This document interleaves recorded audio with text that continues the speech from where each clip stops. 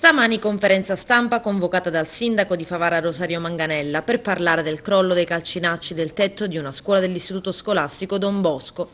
Il primo cittadino prende le distanze da quanto accaduto spiegando che il comune non ha nessuna responsabilità. La scuola e poi in maniera particolare quest'Aula non presentava nessun segnale che poteva giustificare quello che poi è accaduto.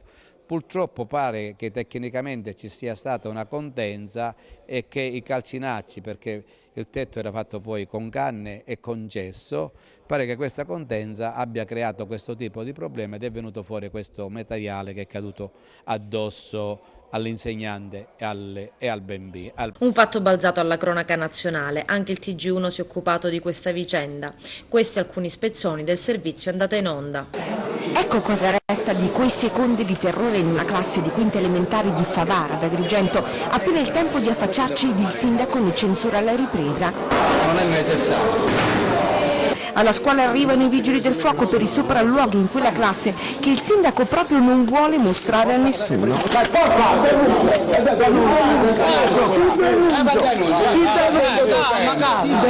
E stamani il sindaco precisa che non era sua intenzione censurare, ma per problemi di sicurezza ha chiesto all'operatore TV di attendere i vigili del fuoco. Ha avuto un problema con l'emittente locale che in pratica voleva fare delle immagini in una scuola, in una classe che era per problemi di sicurezza rimasta chiusa in attesa che venissero i vigili del fuoco per accertare lo stato dell'arte e quindi poi eventualmente.